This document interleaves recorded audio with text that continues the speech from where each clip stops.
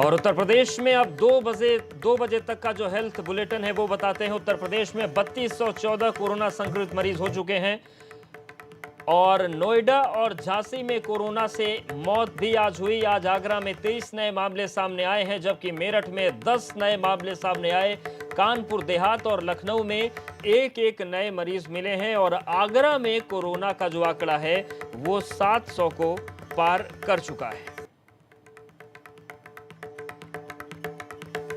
तो ये 2 बजे तक का यूपी का कोरोना हेल्थ बुलेटिन है।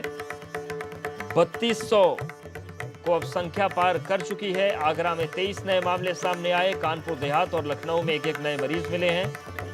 वहीं नोएडा और झांसी में एक मौत हुई है।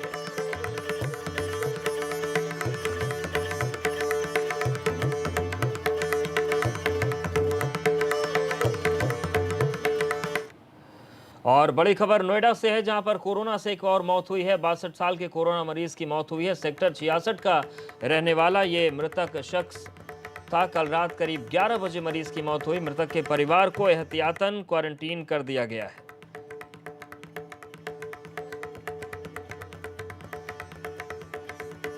तो इस वक्त की बड़ी खबर आपको बता दें कि नोएडा में कोरोना से एक और मौत हुई है और अब नोएडा में कोरोना से मौत का आंकड़ा जो है वो 2 हो गया है।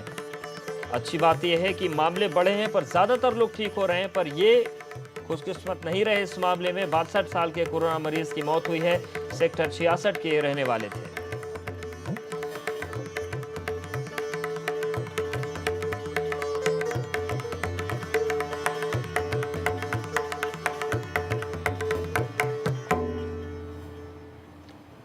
और झांसी में एक और कोरोना पॉजिटिव की मौत हुई है। ललितपुर के पहले मरीज की झांसी में मौत हुई।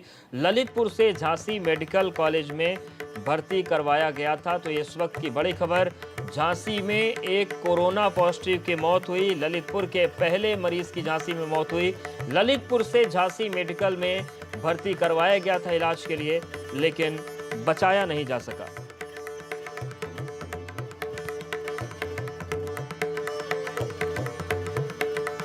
तो झांसी में एक कोरोना पॉजिटिव की और मौत हुई है। दरअसल ललितपुर से झांसी मेडिकल कॉलेज में भर्ती कराया गया था। इलाज चल रहा था, लेकिन इलाज के दौरान कोरोना पॉजिटिव ने दम तोड़ दिया। और प्रवासी मजदूरों पर योगी सरकार का मंथन जारी है। 20 लाख मजदूरों के लिए काम में सरकार जुटी है। गांव कस्बे में रोजगार देने की योजना बन रही है। सीएम योगी ने टीम 11 को बैठक में निर्देश दिया। अब तक करीब 8 लाख मजदूर यूपी वापस आए हैं और लगातार कोशिश यही चल रही है कि इनको इनके गांव, इनके जिले में ही रोजगार दिया जाए। तो आपको बता दें कि यूपी सरकार लगातार प्रवासी मजदूरों पर मंथन कर रही है। 20 लाख मजदूरों के लिए काम में सरकार जुटी है। गांव कस्बे में रोजगार देने की योजना बन रही है। सीएम योगी ने टीम 11 को बैठक में निर्देश दिए हैं और करीब 8 लाख मजदूर यूपी वापस आए हैं। तो बैठकों का सिलसिला लगातार जारी है और टीम 11 को योगी ने निर्देश दिए हैं कि जो 8 लाख आ गए हैं, अभी लगभग 12 लाख मजदूरों को और वापस आना है और सभी को उनके स्किल के आधार पर रोजगार प्रदेश में ही देना है। इसकी तैयारियां और इस काम में लगातार मुख्यमंत्री योगी आदित्यनाथ और उनकी टीम 11 लगी हुई है।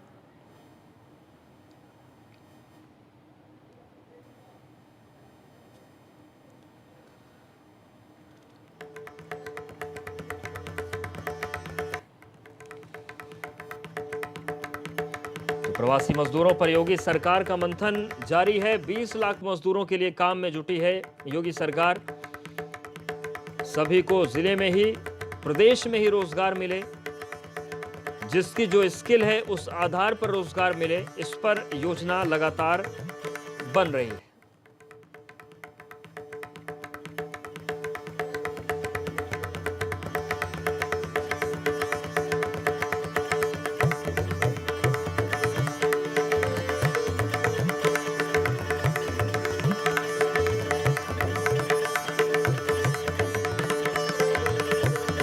तो बड़ी खबर आपको बता दें कि प्रवासी मजदूरों को प्रदेश में ही रोजगार मिले, राज्य में ही रोजगार मिल जाए, गांव कस्बे में ही रोजगार मिल जाए।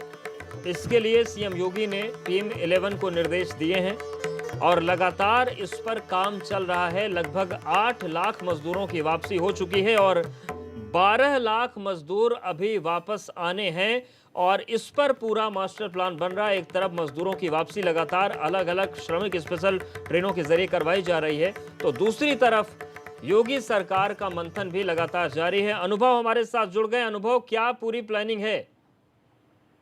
देखिए, बिल्कुल जिस तरीके से आज टीम 11 की जो बैठक थी उसमें सबसे महत्वपूर्ण मुद्दा ही यही था। पहले सरकार 15 लाख जो प्रवासी श्रमिक आ रहे थे उनके लिए रोजगार की योजनाएं बनाने के लिए मुख्यमंत्री ने कहा, पर अब ये संख्या बढ़कर 20 लाख हो गई है। और आज मुख्यमंत्री ने साफ कहा कि अब तक 8 लाख प्रवासी श्रमिक पहुंच गए हैं और सबसे महत्वपूर्ण बात यह है कि कैसे इनको रोजगार दिया जाएगा। चाहे वो फूलों की खेती में इनका इस्तेमाल होगा, जो दूसरी इंडस्ट्रीज है वहां पर इनका इस्तेमाल होगा। और जुलाई में सरकार का वृक्ष महाकुंभ होगा जिसमें यूपी में एक दिन में 25 करोड़ पेड़ लगाए जाएंगे। उस काम में भी, गड्ढे खोदने के काम में और दूसरे जो काम है उसमें भी इन श्रमिकों को इस्तेमाल किया जाएगा, इनको वहां पर लगाया जाएगा, इनको मजदूरी दी जाएगी। तो कहीं ना कहीं सरकार ने ठोस कार्य योजना तैयार कर ली है। 20 लाख श्रमिकों को उत्तर प्रदेश में ही रोजगार देंगे, मनरेगा के तहत देंगे, दूसरे जो और काम है उसके तहत देंगे। कोशिश यही है कि लॉकडाउन के बाद जो लोग अपने जिले में लौटे, अपने राज्य में लौटे हैं, उन्हें वहीं पर काम दिया जाए ताकि जीवन यापन में किसी की कोई दिक्कत ना आने पाए। शुक्रिया अनुभव, जानकारी और अपडेट्स को देने के लिए। तो 20 लाख मजदूरों के लिए काम मिले और रोजगार मिले, इस पे सरकार लगातार काम कर रही है। आगरा में लगातार बेबस मजदूर की तस्वीर दिख रही है। परेशान मजदूर अपने घर की ओर रवाना हो रहे हैं। मजदूरों का जो पैदल यात्रा का सिलसिला है वो थमने का नाम नहीं ले रहा है। आगरा के वाटर वर्क्स चौराहे पर सैकड़ों मजदूर इकट्ठा हैं। भूखे प्यासे मजदूरों को जाने के लिए कोई वाहन नहीं मिल रहा, लेकिन प्रशासन का दावा है कि उनको खाना में खिलाकर बसों से भेजा जाएगा। आगरा के वाटर वर्क्स चौराहे पर मौजूद मजदूरों का दर्द जाना हमारे संवाददाता नितिन उपाध्याय ने। दिल्ली, एनसीआर और देश के अन्य शहरों से जिस तरह से मजदूरों का जो पलायन फिर से शुरू हुआ है वो सरकार के लिए वाकई चिंता बढ़ाने वाली बात है। तमाम स्थानीय स्तर पर प्रशासनिक अधिकारियों द्वारा प्रयास किए जा रहे हैं, लेकिन जिस तरीके से दिल्ली, गुड़गांव, फरीदाबाद और राजस्थान के तमाम बड़े शहरों से जो लोग पलायन करके अपने गाँव की ओर जा रहे हैं, पूर्वांचल और बिहार के तमाम जो शहर गाँव हैं वहाँ जो पलायन करके जो लोग जा रहे हैं वो सिलसिला रुकने का नाम नहीं ले रहा है। जो प्रशासनिक व्यवस्थाएं होनी चाहिए, जो ट्रेन या बसों से जिस तरह से इन गरीब मजदूरों को उनके गंतव्य तक पहुंचाना चाहिए, वो शायद यहाँ ऐसा नज़र नहीं आ रहा है। आप देख सकते हैं कि वाटर वर्क्स चौराहे पर मैं मौजूद हूँ। बड़ी संख्या में लोग पूर्वांचल और बिहार के तमाम जो ज़िलों के रहने वाले हैं वो लोग यहाँ मौजूद हैं। सुबह से भूखे प्यासे हैं, कोई इनकी सुध लेने वाला नहीं है। हालांकि प्रशासन दावा कर रहा है कि जल्द ही इनको भोजन कराया जाएगा, उसके बाद इनको यहाँ से रवाना किया जाएगा। आप बताइए कहाँ से कहाँ जाना है आपको? एमपी जाना है सर। मध्य प्रदेश? हाँ। कौन सा आपका गाँव है? मानपुरा गांव में जिला छतरपुर है। कहाँ से आप आ रहे हैं? गुड़गांव से। हाँ। कुछ क्या करती थी आप? चुनाई का काम कर रही थी सर। चुनाई का? हाँ। पैसे दिए आपके जहाँ काम करते थे? नहीं, जो काम किया था वही मिला, फिर और तो मिला नहीं है। अच्छा, रास्ते पर कैसे आ रहे हैं आप? आ रहे हैं, पैदल आ रहे हैं, कहीं साधन मिल जाता है तो पुलिस वाले बिठा देती है गाड़ी से। अच्छा, कौन है आपके साथ ये बच्चों? हाँ, ये लड़का है, ये बहू है, ये लड़की है, वो लड़का है। आप समझ सकते हैं इनको मध्य प्रदेश की एक जगह जाना है कि ये आप देख सकते हैं बहू हैं, उनके छोटा ये बच्चा है, ये छोटा बच्चा। और ऐसे में आप हज़ारों की तादाद में आगरा से होकर जो मज़दूर हैं वो पलायन कर रहे हैं, लेकिन जो व्यवस्थाएं जिस तरह से नज़र आनी चाहिए वो शायद नज़र नहीं आ रही हैं। आप बताइए कहाँ आपको जाना है? सर हमको बिहार जाना है। बिहार के किस जिले जाना है आपको? मोतिहारी, बापूधाम मोतिहारी जिला जाना है। कहाँ काम करते थे? हम लोग गुड़गांव काम करते हैं, गुड़गांव हरियाणा में। कुछ आपको सुबह से कुछ खाना पीना कुछ मिल पाया है? नहीं मिल रहा है सर। कुछ नहीं है। तो कैसे पैदल आ रहे हैं कि कोई वाहन साधन? पैदल आ रहे थे और रास्ते में मतलब कोई किसी को बोलते थे तो वो बैठा लेते थे गाड़ी में, तो वैसा करके। हाँ। आपका वहाँ काम लगातार बंद है, मालिक ने भी कुछ बोल दिया होगा कि आप चले जाइए यहाँ से? नहीं, मतलब हम लोग को मतलब एक ऐसे हम लोग को कोई दिक्कत नहीं था, काम बंद हो गई थी और हम लोग 31 तारीख को इंतज़ार किए। 31 तारीख नहीं खुला तो फिर 14 तारीख को इंतज़ार किया, वो नहीं खुला। फिर हमारे लॉकडाउन 3 की घोषणा हुई, उसके बाद आपको लगा कि अब तो गाँव ही चलना बेहतर है, यहाँ हमारा गुजारा नहीं? कोई गुजारा नहीं, क्योंकि हमारा राशन पता ही नहीं मिल रहा था, खाने के मंदा हो रहा था। ज़्यादा दिक्कत हो रही थी। तो कब से चले हैं आप अपने गुड़गांव से? जब गुड़गांव से सर परसों निकले हैं, परसों। परसों से चले हैं? हाँ, और पैदल या जो बीच में कोई वाहन मिल गया? वहाँ पे रास्ते में आए हैं तो पुलिस वाले कुछ हम लोग को हेल्प किए हैं, गाड़ी से ले आके यहाँ पे छोड़ दिए हैं। यहाँ जो गाड़ी आ रही थी बोल रहा था कि मैं आगरा जा रहा हूँ, उस गाड़ी वाले से हमको आगरा में ले आके छोड़ दिए। आप समझ सकते हैं ये 32 लोगों का ग्रुप है जो बिहार के मोतिहारी से बिलोंग करते हैं। बड़ी संख्या में आप देख सकते हैं कि यहाँ मजदूर हैं, जो गरीब हैं, जो असहाय हैं, वो लोग यहाँ इकट्ठे हो गए हैं और इन सब की एक ही चाहत है। इनको ना सोशल डिस्टेंसिंग की कोई जानकारी है, इनको ना कोई और मास्क की जानकारी है, किस तरह से कोरोना से बचाव करना है। इससे ज़्यादा इन लोगों को बस एक ही इनकी जो चाहत है कि कैसे भी ये अपने घर पहुंच जाएं, अपने गांव पहुंच जाएं, जहां इनके प्रियजन जो स्वजन हैं उनके साथ रहकर कम से कम ये जैसे तैसे अपना गुजारा ज़रूर कर लें। लेकिन जिस तरीके से करीब तेज़ धूप पड़ रही है, 40 डिग्री तक सेल्सियस तक टेम्परेचर पहुंचा हुआ है और ऐसे में ये लोग बड़े शहरों से चल पड़े हैं, साथ में छोटे छोटे बच्चे हैं। ये काफ़ी ज़्यादा तकलीफ़देह है, काफ़ी ज़्यादा कहा जाए दिल को झकझोरने वाले क्षण हैं। आगरा से कैमरा पर्सन दिलीप सिंह के साथ नितिन उपाध्याय, एबीपी गंगा।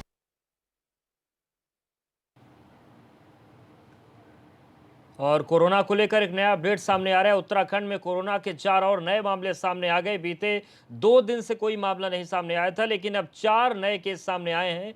उधम सिंह नगर में 4 नए कोरोना पॉजिटिव मिले हैं और 4 कोरोना पॉजिटिव मिलने के बाद यहां पर स्वास्थ्य विभाग में हड़कंप मचा हुआ है। तो ये इस वक्त की बड़ी खबर, उत्तराखंड में 4 नए कोरोना पॉजिटिव मामले सामने आए हैं। रवि हमारे साथ जुड़ गए हैं। रवि, क्या जानकारी है?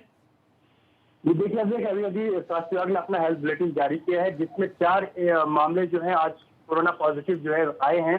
इस तरीके से संख्या जो है 67 हो गई है 67 प्रदेश में। एक मरीज आज जो है डिस्चार्ज हो गया है। तो जो अब टोटल रिकवर्ड है कोरोना के पेशेंट वो 46 है और अब टोटल एक्टिव केस की अगर बात करें तो 20 केस एक्टिव है। लेकिन 4 मरीज एक साथ मिल जाना ये बहुत बड़ा चिंता का विषय है। उधम सिंह नगर में कल भी कोरोना पॉजिटिव मरीज मिला था।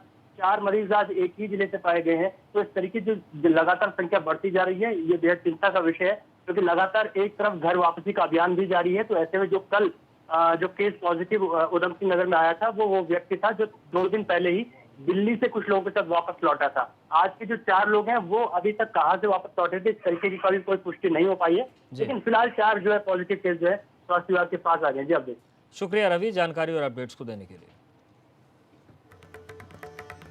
तो उत्तराखंड में 4 नए मामले सामने आ गए हैं। इसके बाद से हड़कंप के हालात हैं। और बड़ी खबर गाजियाबाद से भी है, जहां पर एबीपी गंगा की खबर का दमदार असर हुआ है। शौचालय में खाना रखने के मामले में एफआईआर हुई है। एबीपी गंगा पर बोले नगर आयुक्त दिनेश चंद्र, आंधी आने की वजह से शौचालय में खाना रखना पड़ गया था। जांच में निगम कर्मियों का कोई दोष नहीं है। उन्होंने ये भी कहा कि असामाजिक तत्वों ने वीडियो वायरल किया था। तो एबीपी गंगा ने ये तस्वीर दिखाई थी और सवाल पूछा था कि ठीक है, लोगों की मदद की जाए, लेकिन शौचालय में खाना रख देने का तरीका आखिर क्या है? इस पर अब जवाब आया है। एफआईआर दर्ज होगी, लेकिन वीडियो वायरल करने वाले को भी बख्शा नहीं जाएगा। प्रशासन की नजर में वो भी असामाजिक तत्व है जिसने इस लापरवाही का खुलासा किया था।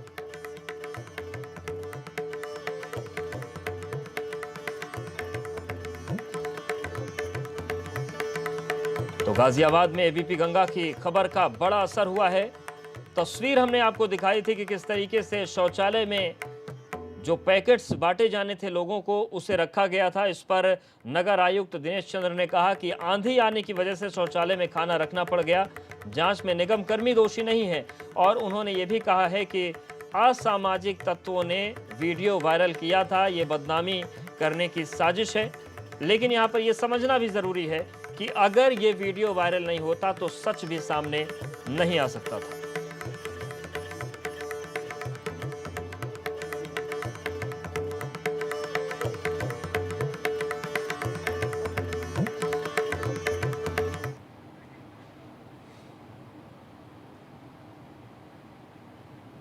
और विदेश से लौट रहे लोगों के लिए तैयारी पूरी हो चुकी है। गौतम बुद्ध नगर प्रशासन ने बड़ी कार्रवाई की है। डीएम के निर्देश पर 34 गेस्ट हाउस होटल अटैच किए गए हैं और विदेश से लौट रहे लोगों को आइसोलेट भी किया जाएगा। तो वंदे भारत अभियान जो इस वक्त चल रहा है विदेश में फंसे भारतीयों को वापस भारत लाने के लिए, उसमें गौतम बुद्ध नगर प्रशासन भी अब तैयार है। डीएम के निर्देश पर 34 गेस्ट हाउस होटल को अटैच किया गया है। विदेश से लौट रहे लोग आइसोलेट किए जाएंगे और जो क्वारंटीन पीरियड होता है उसे पूरा करने के बाद ही घर जाने की इजाजत होगी। तो विदेश से लगातार लोगों को वापस भारत लाया जा रहा है और जो लोग गौतम बुद्ध नगर आएंगे उनके मद्देनजर जो प्रशासन है वो बड़ी कार्रवाई कर रहा है। डीएम के निर्देश पर 34 गेस्ट हाउस और होटल्स अटैच किए गए हैं और यहां पर उन लोगों को रखा जाएगा जो विदेश से लौट रहे हैं, उनको यहां पर आइसोलेट किया जाएगा। तो लगातार विदेश में फंसे भारतीयों को वापस लाने की कवायद शुरू हो चुकी है। लखनऊ में भी आज 200 लोग पहुंच रहे हैं, उसी के मद्देनजर गौतम बुद्ध नगर में भी तैयारियां पूरी हैं। श्रम कानून संशोधन पर मायावती का ट्वीट आया है। उन्होंने लिखा है कि देश में फिर से शोषणकारी व्यवस्था बन रही है। श्रमिकों के हित में कानून में बदलाव होना चाहिए। कोरोना से मजदूरों का बुरा हाल पहले से ही है। लगातार विरोध कांग्रेस भी कर रही है, लेफ्ट पार्टीज भी कर रही हैं। राष्ट्रपति को पत्र भी लिखा गया है, लेकिन बीएसपी सुप्रीमो मायावती ने भी ट्वीट करके श्रम कानून के बदलाव का विरोध किया है। उन्होंने लिखा कि श्रम कानून संशोधन पर देश में फिर से शोषणकारी व्यवस्था बन रही है। श्रमिकों के हित में कानून में बदलाव होना चाहिए और कोरोना से मजदूरों का बुरा हाल है।